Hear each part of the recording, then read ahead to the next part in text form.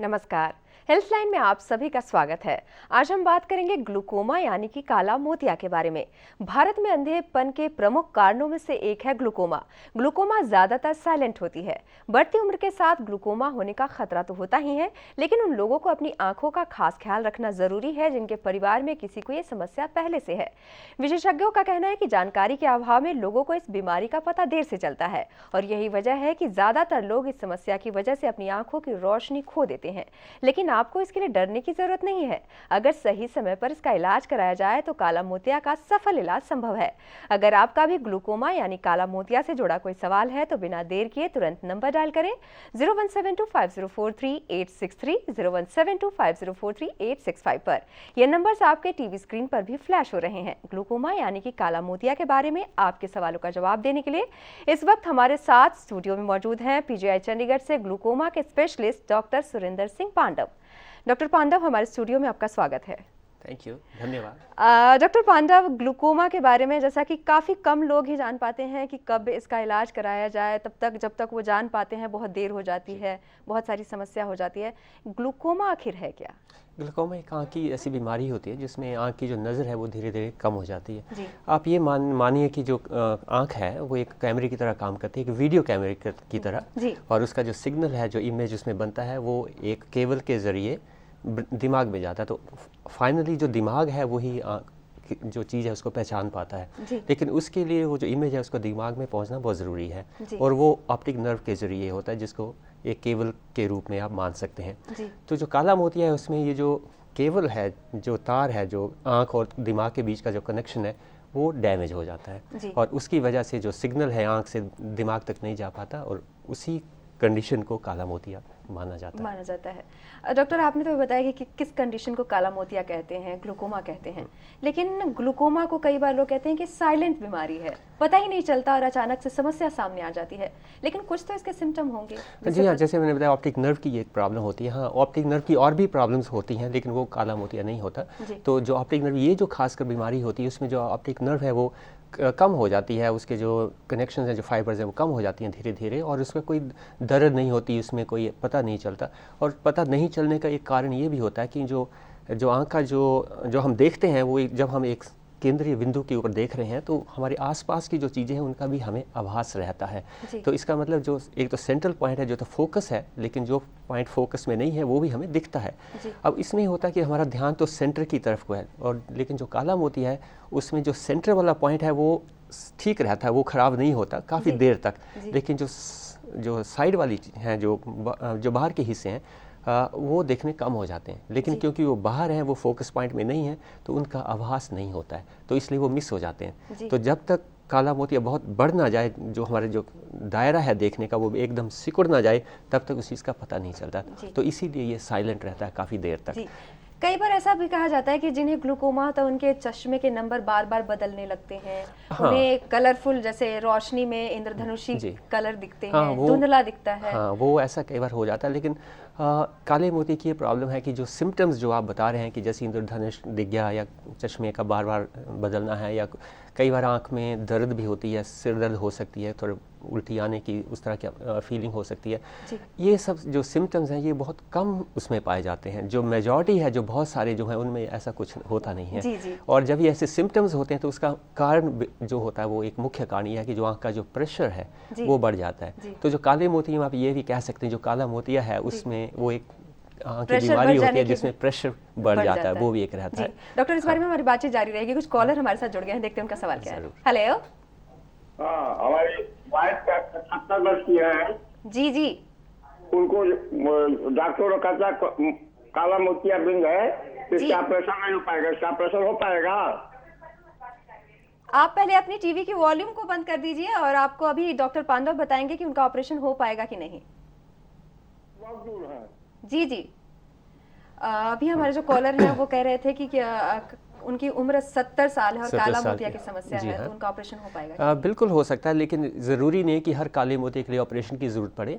और उम्र का इसमें कोई ऐसा नहीं है कि 70 में ऑपरेशन नहीं हो सकता या हो सकता है, लेकिन उसमें ये देखना होता है कि उसको ऑपरेशन की ज़रूरत है या नहीं, क्योंकि जो काले मोतिया का इलाज है वो और भी उसके तरीके होते हैं, जैसे दवाइयों की से भी ठीक हो सकता है, या उसका कुछ लेज़र कर सकते हैं, या फिर ऑपरेशन भी कर सकते हैं। तो ये संभव है, लेकिन उसमें आपको किस चीज़ की एग्जैक्टली ज़रूरत है वो थोड़ा देख के पता चल सकता है। हाँ, उसका डिटेल्स के बाद बता सकते हैं। डॉक्टर, जैसे कि उन्होंने पूछा है कि उनकी उम्र ज़्यादा बता रहे थे, तो क्या कई बार ऐसा होता है कि उम्र फैक्टर हो जाता है, उस वजह से ऑपरेशन नहीं हो पाती अगर बहुत ज़्यादा उम्र हो? आम तौर पे आज की डेट में ऐसा होता नहीं है, कि जो मेडिकल साइंसेज हैं, जो ऑपरेशन करने की जो विधियां हैं वो काफ़ी कामयाब हैं, और उसमें जब तक फिज़िकल फिटनेस है, अनलेस की कोई और कारण हो कि ऑपरेशन नहीं कर पाए फिजिकल हेल्थ की वजह से, तो आँख के लिए ऐसा कुछ नहीं है। 70 साल की उम्र हो सकता है, 80 में भी हो सकता है, उसके बाद भी हो सकता है। तो ऐसा कोई रिस्ट्रिक्शन नहीं है कि हम इलाज नहीं कर सकते हैं। डॉक्टर, कुछ कॉलर और जुड़ गए हैं हमारे साथ, देखते हैं उनका सवाल क्या है। हेलो जी, आप अपना नाम बताइए, आप कहाँ से बोल रहे हैं? जी, हमारा नाम भगवत प्रसाद है जी, और नोएडा गौतम बुद्ध नगर से बोल रहे हैं। जी जी, आपकी समस्या बताइए डॉक्टर पांडव को। जी, मेरा ये जो नंबर है 2-2 साल में लगभग बदलता रहता, 2-2.5 साल में ना। जी, तो ये क्या कारण हो सकता है? जी हाँ, जो नंबर बदलने का कारण है, कुछ तो ये टाइम के साथ अपने आप बदलता है। जैसे आप नज़दीक के नंबर की अगर बात कर रहे हैं, जो पढ़ाई लिखाई के लिए आप काम करते हैं, तो उसमें क्या होता है कि ये 40, 45 और 50 के साल के बीच में जो है ये नंबर अक्सर बदलता है, तो उसमें कोई वो नहीं है, कोई बड़ी बात नहीं होती। लेकिन वही एक उम्र होती है जब काला मोतिया भी आमतौर पे शुरू होता है, ये 40-45 साल के बाद ही यूजुअली अक्सर शुरू होता है। तो उसमें ये ज़रूरी है कि एक बार देख लें कि कहीं काला मोतिया तो नहीं है। तो उस स्टेज पे थोड़ा सा जब भी आप डॉक्टर को दिखाएंगे अपना चश्मे का नंबर चेंज करने के लिए अगली बार, तो उनसे ये थोड़ा सा पूछ लें कि एक बार काले मोतिया के लिए आपका चेकअप हो जाए कि वो है तो नहीं। ज़रूरी नहीं काला मोतिया हो, लेकिन उसके लिए चेकअप करना ज़रूरी है इस स्टेज पे। जी, आपका कॉल करने के लिए धन्यवाद। डॉक्टर, ग्लूकोमा के बारे में हम बात कर रहे थे। ज़्यादा उम्र के लोगों में ये समस्या बहुत होती है, और कौन कौन से लोग हैं जिनको होने का ये खतरा है? वैसे तो जैसे मैंने बताया कि 40-45 के बाद आमतौर पे ये शुरू होता है, और उसके बाद इसका जो प्रोपोर्शन है लोगों में वो थोड़ा बढ़ जाता है उम्र के साथ। लेकिन वैसे कभी भी हो सकता है, किसी भी हो सकता है, बच्चों में भी हो सकता है, और जो यंग लोग हैं उनमें भी हो सकता है, लेकिन कम पाया जाता है। जिन लोगों में फैमिली में काला मोतिया है, जैसे किसी के परिवार में किसी सदस्य को है, या भाई बहन या पेरेंट्स को खासकर, उनमें इसका रिस्क थोड़ा ज़्यादा रहता है। इसके अलावा जिनके चश्मे का नंबर होता है, जैसे मायोपिया जिसको कहते हैं, तो जो मायोपिक्स हैं उनके लिए भी इनका थोड़ा सा ज़्यादा होता है। कुछ वेराइटीज़ हैं, उसकी कुछ किस्में हैं काले मोतिये की, जो हाइपरमेट्रोपिया के साथ भी इनके जो नज़दीक का चश्मा जिनके ज़्यादा नंबर होता है उनसे भी एसोसिएटेड होता है, लेकिन ज़्यादातर जो है वो मायोपिया के साथ इसका रिलेशनशिप माना जाता है। तो और जैसे डायबिटीज़ है या हाइपरटेंशन, ब्लड प्रेशर है, उस तरह की अगर कोई प्रॉब्लम है तो हाँ, तो उसमें थोड़ा सा इसका जो प्रकोप का कारण है वो बढ़ सकता है, या उसका तो या उसका जो असर है वो ज़्यादा होता है। डॉक्टर, कुछ कॉलर भी हमारे साथ जुड़ गए हैं, देखते हैं उनका सवाल क्या है। हेलो हेलो, हाँ जी, आप अपना नाम बताइए, आप कहाँ से बोल रहे हैं? गिरधारी लाल जी। गिरधारी लाल जी, आप अपना सवाल पूछे डॉक्टर पांडव से। मेरा सवाल ये है कि मेरे को काला मोतिया है ना जी। जी जी, डॉक्टर साहब नमस्कार। नमस्कार। मैं एक्चुअली PGI में जाता हूँ ना जी। हाँ जी, हाँ जी। मैं 2002 से जा रहा हूँ वहाँ। ठीक है जी। तो मेरे को कुछ सुधार नहीं हो रहा है सर। अच्छा, तो अभी कैसा लगता है आपको? उसमें प्रेशर ज़्यादा है या नज़र कम हो रही है? नज़र कम होती जा रही है ना डॉक्टर साहब। ठीक है। और आपका प्रेशर कैसे चलता है आजकल? वो ठीक रहता है? वो तो ठीक है, BP की है मुझे शिकायत। 23 तारीख को जाना मैंने, 23 मई को PGI ने डेट दी हुई है। ठीक है, हाँ ठीक है। आपका इलाज तो चल रहा है, तो अगर जैसे ये कह रहे हैं कि इनका उसके बावजूद भी, इलाज के बावजूद भी थोड़ा नज़र में कमी आ रही है, तो उसमें ये देखना पड़ेगा, जैसे इनका ब्लड प्रेशर भी ज़्यादा, तो भी एक फैक्टर रहता है कि जो हमारी ऑप्टिक नर्व है बेसिकली, जैसे मैंने बताया काला मोतिया में थोड़ा डैमेज हो जाती है, तो एक प्रेशर तो उसका मुख्य कारण रहता है कि अगर आँख का प्रेशर ज़्यादा है तो उसमें जो डैमेज हो सकता है। लेकिन अगर आँख के प्रेशर ज़्यादा होने के साथ साथ अगर आपको शुगर की बीमारी है, डायबिटीज़ है, या ब्लड प्रेशर ज़्यादा है, तो उसकी वजह से भी जो काला मोतिया है उसमें जो आँख की नज़र जो बढ़ सकती है। और ब्लड प्रेशर में ये भी जानना ज़रूरी है कि उसमें दो चीज़ें होती हैं। एक तो अगर ब्लड प्रेशर ज़्यादा है, वो तो थोड़ा आसानी से समझ आ जाता है कि उसमें आँख को और बाकी शरीर के हिस्सों को वो नुकसान करता है। लेकिन उतना ही ज़रूरी है कि अगर ब्लड प्रेशर कम हो जाए बहुत ज़्यादा तो भी ये समस्या कर सकता है। इस बार में हमारी बातचीत जारी रहेगी। कुछ कॉलर हमारे साथ जुड़ गए हैं डॉक्टर, देखते हैं क्या उनका सवाल है। हेलो हेलो नमस्कार मैडम। हेलो, वो हमारा नहीं है। हेलो, हाँ बोलिए मैडम। हाँ जी, आप अपना नाम बताइए और आप कहाँ से बोल रही हैं? मेरा नाम शोभा, हम बनारस से बोल रहे हैं। जी शोभा जी, आप अपना सवाल पूछिए डॉक्टर पांडव से। हाँ हेलो मैडम, नमस्कार। नमस्कार जी शोभा जी, पूछिए, आप अपना सवाल पूछिए। हाँ मेरे को ना ये आंखों में से मवाद जाने लगा। हाँ जी जी शोभा जी, पहले आप अपनी टीवी की वॉल्यूम को बंद कर दीजिए, हम आपको सुन रहे हैं, आप बोलते रहिए। हाँ मैडम, मेरे ना हमने आंखों का ऑपरेशन करवाया था मोतियाबिंद का। जी शोभा जी, अभी भी आपकी टीवी की वॉल्यूम बंद नहीं हुई है, आप फोन पे बात करिए, टीवी की वॉल्यूम को मत सुनिए। जी हाँ बंद कर दिया मैडम। जी अब बोलिए। हाँ मेरे आंखों से ना मवाद जाना शुरू हो गया था और हमने कलकत्ता में ऑपरेशन भी करवाया, मगर अभी भी उसमें से पानी और मवाद आ रहा है। जी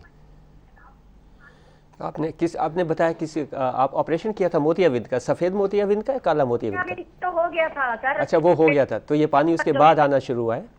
हाँ आँख की नली बंद हो गई थी। हाँ वो ऐसा कई बार हो जाता है, वो उसमें ऑपरेशन से उसका कोई ऐसा नहीं कि उसका संबंध हो, ऑपरेशन के बाद वो अपने आप में भी अलग से भी हो सकता है। तो ऐसा होता है कई बार, आँख और नाक के बीच में एक थोड़ा सा नाली होती है, कनेक्शन होता है, जिसके ज़रिए जो ज़्यादा टीयर्स हैं, जो आँख के अंदर जो पानी बनता है वो उसके ड्रेन हो जाते हैं ताकि वो बाहर ना निकले।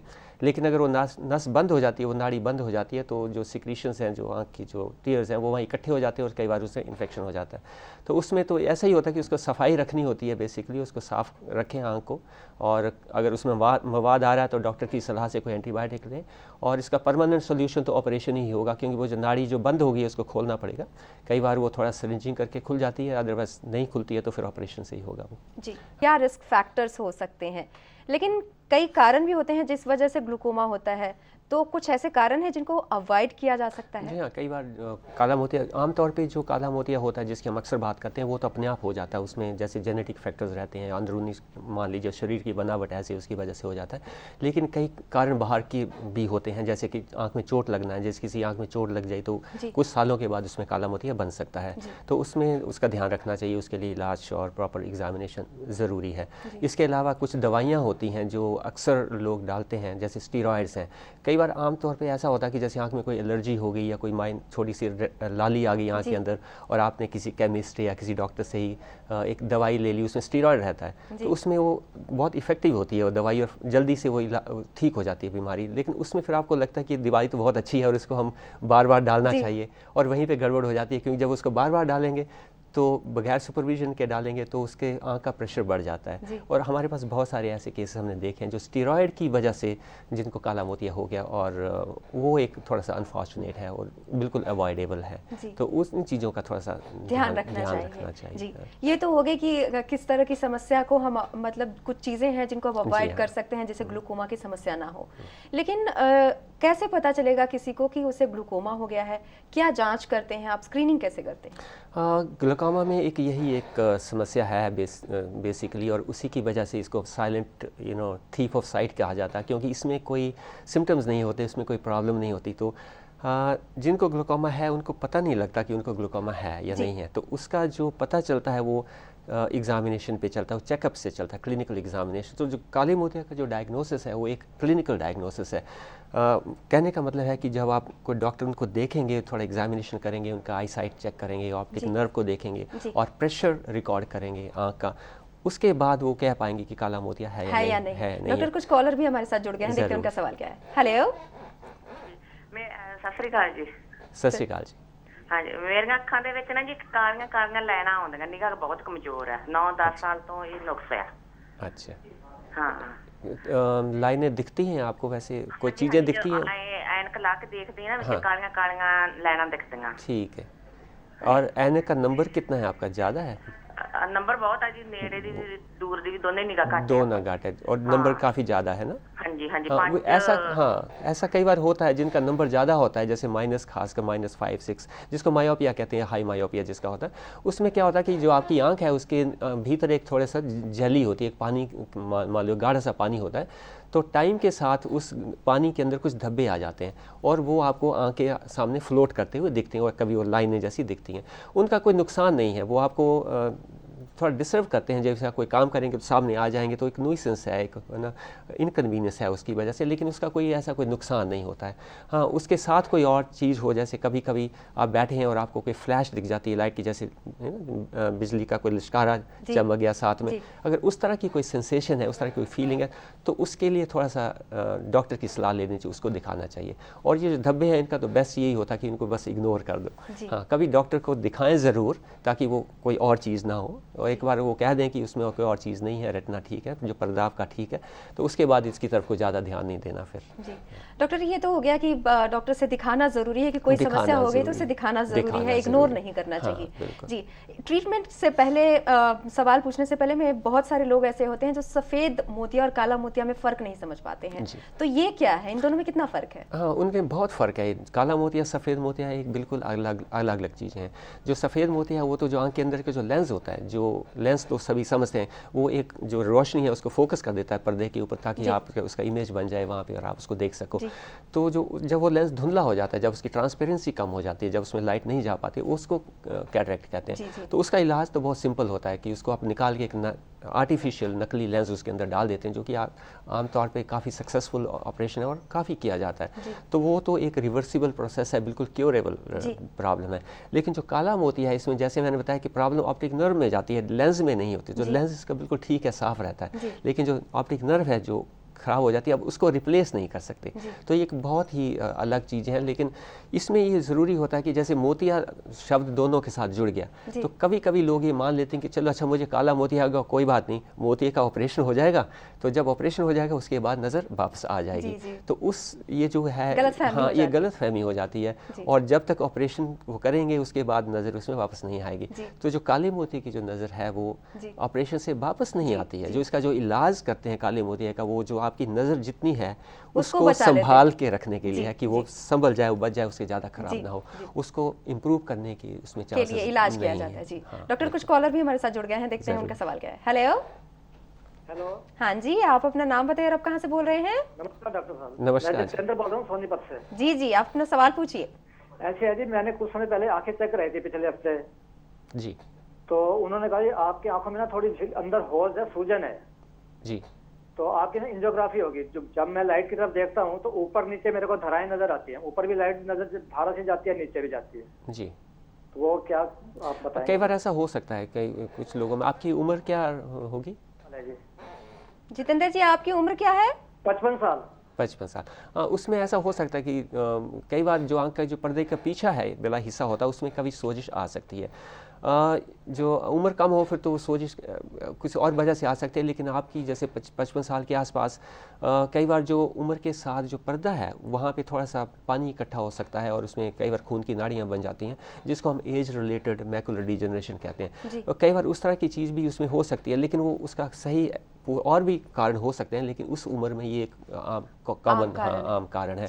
तो उसका तो इलाज जो है वो जैसे आप बताया, वो चेकअप हुआ है आपका, एंजियोग्राफी उन्होंने सजेस्ट किया, तो वो मुझे लगता है एक सही रास्ते पे चल रहे हैं। और एंजियोग्राफी से आप पता चल जाएगा कि उसमें और भी टेस्ट होते हैं जैसे ओसीटी और एंजियोग्राफी, उसमें पता चल जाएगा कि वहाँ पे जो सोजिश है उसमें पानी है, उसमें खून की नाड़ियाँ तो नहीं बन रही हैं, और उस हिसाब से फिर उसका इलाज किया जाएगा। जी डॉक्टर, एक और कॉलर है, देखते हैं उनका सवाल क्या है। हेलो हेलो हेलो, हाँ जी, आप अपना नाम बताइए और आप कहाँ से बोल रहे हैं? मैं बता रहा हूँ, नाम महेंद्र कुमार है, जिला जालौन, उत्तर प्रदेश। जी, आप अपना सवाल पूछिए डॉक्टर पांडा से। सवाल ये है, पूछिए। हाँ, जी जी पूछिए। सवाल ये है, हमारी जो दादी है। हाँ जी, हम आपको सुन रहे हैं, आप अपना सवाल बोलिए। हम सब। हेलो, हाँ हाँ हाँ, आप अपनी टीवी की वॉल्यूम को बंद करके अपना सवाल बोलिए। तो उनके बनी हुई आँख है जी, तो बनी आँख है, उसमें मतलब आंसू आते हैं जी, हाँ, आंसू आते हैं जी। तो ये कब बनी थी आंख इनकी? बनी आंख का मतलब आप कहना चाह रहे हैं कि उनका ऑपरेशन हुआ सफ़ेद मोतिये का? हाँ हाँ जी। ये और अब आंसू अब कब हुआ था ऑपरेशन का? अभी रिसेंटली हुआ या बहुत पहले हुआ था? बनी हुई आँख है, उसमें आंसू आते रहते बराबर। जी, डॉक्टर साहब कुछ ऐसा उपाय बताइए कि इससे कुछ हाँ, उसमें मवाद भी आता है या सिर्फ पानी है, सिर्फ साफ पानी आंसू? आता है सर। पानी आता है ज़्यादातर। हाँ हाँ, उसमें कभी होता है कि जो जैसे मैंने पहले भी बताया, जो हमारे कॉलर पहले भी थे, कि जो आंख और नाक के बीच की जो कनेक्शन है, जो नाड़ी होती है, एक पाइप होती है छोटी सी, कई बार उसमें ये बहुत महीन पाइप होती है, इसका साइज़ बहुत कम होता है और कई बार वो बंद हो जाती है, उसकी जो छेद है वो बंद हो जाते हैं या पाइप है वो बंद हो जाती है, तो उसकी वजह से आंसू आ सकते हैं। तो उसमें तो एक बार देखना चाहिए उसको, और कई बार अगर तो सिर्फ उसमें जो उसका छेद ही बंद है उसको तो खोलना इतना मुश्किल नहीं होता, लेकिन अगर नाड़ी बंद हो गई है तो फिर ऑपरेशन के बाद वो ठीक होगा। तो वो तो जो आपके किसी डॉक्टर उनको देखें और उसका हो सकता है इलाज पॉसिबल है, लेकिन ये है कि वो मुझे लगता है वो दवाई से ठीक नहीं होगा, तो उसके लिए थोड़ा सा या तो सिरिंजिंग करनी पड़ेगी या कुछ ऑपरेशन करना पड़ेगा, लेकिन उससे पहले उसको थोड़ा देखना पड़ेगा ध्यान से। जी, आपका कॉल करने के लिए धन्यवाद। डॉक्टर, ग्लूकोमा के बारे में हमने इतनी सारी इन्फॉर्मेशन आपसे पूछ ली, ट्रीटमेंट क्या है ग्लूकोमा का?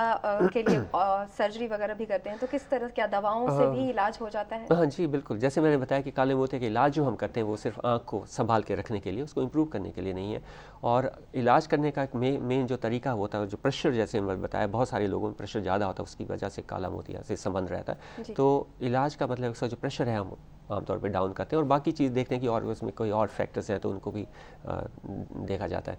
तो प्रेशर को कम करने के लिए हमारे पास दवाइयाँ होती हैं, आई ड्रॉप्स ज़्यादातर यूज़ करते हैं, और लेज़र भी होती है, और ऑपरेशन की भी रहता है, लेकिन ज़्यादातर जो है वो लोग हैं वो ऑपरेशन की ज़रूरत नहीं होती आमतौर पे, लेकिन दवाइयों की अक्सर सभी को ज़रूरत पड़ती है। तो जो इसका मुख्य जो एक तरीका है इलाज करने का वो दवाइयाँ हैं, लेकिन कुछ लोगों को लेज़र या सर्जरी की भी ज़रूरत पड़ती है। ऑपरेशन की नौबत कब आती है? ऑपरेशन की नौबत जब आएगी जब दवाइयाँ काम ना करें और लगता है कि जो दवाई देने के बावजूद काला मोतिया बढ़ रहा है, या दवाई देने के बाद या कोई ऐसी कंडीशन है जिसमें दवाई काम ही नहीं करेगी, कई बार ऐसा भी होता है, या फिर जैसे आपने दवाई दी वो काम थोड़ा कुछ तो कर रही है लेकिन उसके फिर भी काला मोतिया बढ़ रहा है, तो फिर लेज़र या सर्जरी के बारे में। लेज़र का इलाज कितना सफल है? लेज़र का इलाज भी उसमें जैसे काला मोतिया है उसकी अलग अलग किस्में होती हैं, वैराइटीज़ हैं वो भी, तो उसमें कुछ एक वैराइटीज़ हैं वो लेज़र के लिए बहुत कामयाब है उसके लिए, जैसे एंगल क्लोजर ग्लूकोमा जिसको हम मान के चलते हैं। तो अगर किसी को एंगल क्लोजर ग्लूकोमा है और बिल्कुल अर्ली स्टेज पे है तो लेज़र उसके लिए बहुत अच्छा काम करती है। और अगर एक आंख में काला मोतिया है एंगल क्लोजर, दूसरी आंख में अभी नहीं हुआ है लेकिन उसमें रिस्क है होने का, तो उसके लिए लेज़र बहुत फ़ायदेमंद है, वो ऑलमोस्ट प्रोफाइलेक्टिक है, जो उसको बिल्कुल प्रिवेंशन के लिए बहुत अच्छा माना जाता है। ग्लूकोमा एक आंख में होने के बाद क्या दूसरे में भी एक साथ हो सकता है? काला मोतिया अक्सर दोनों आंखों में होता है, लेकिन ये ऐसा हो सकता है कि एक में पहले शुरू हो जाए, दूसरी में बाद में हो, या एक में ज़्यादा हो एक में कम हो, लेकिन आमतौर पे एक बायलेटरल डिजीज़ है। जो आम मेन काला मोतिया की हम बात करते हैं, और जो एंगल क्लोजर होता है जैसे वो भी अक्सर एक आंख में पहले शुरू हो जाता है, दूसरी में थोड़ा बाद में हो सकता है, कभी कभार इकट्ठा भी हो सकता है। जब आप लेज़र की ट्रीटमेंट करते हैं तो उस दौरान क्या प्रिकॉशन रखते हैं? उसके लिए तो वही है देखना पहले कि उसमें लेज़र की ज़रूरत है या नहीं है, और उसमें बहुत ज़्यादा प्रिकॉशन की ऐसा ज़रूरत नहीं होती, क्योंकि बहुत लेज़र करना आंख में एक काफ़ी सेफ़ प्रोसीजर है, काफ़ी टाइम टेस्टेड है। तो उसमें यही है कि जो लेज़र करना है उसके बाद कुछ दवाइयों की ज़रूरत पड़ती है, और एक जो चेकअप है वो ज़रूरी होता है। कोई भी प्रोसीजर आंख का होगा उसका जो फॉलोअप है कि यार लेज़र प्रोसीजर किया तो उसके बाद उसका चेकअप ज़रूरी है, और जो दवाई टाइम टू टाइम दी है उसको देना ज़रूरी है। और जो काले मोतिये के लिए कोई दवाई चल रही है, हो सकता है लेज़र के बाद उसको चेंज करना पड़े किसी तरीके से, तो वो एक उसकी तरफ ध्यान देना होता है। उसमें इम्पॉर्टेंट यही है कि जो काला मोतिया हो गया उसके बाद का जो आगे का जो फॉलोअप है वो भी ज़रूरी है। डॉक्टर पांडव, आप हमारे स्टूडियो में आए, ग्लूकोमा के बारे में बातचीत की, आपका बहुत बहुत धन्यवाद। थैंक यू, धन्यवाद।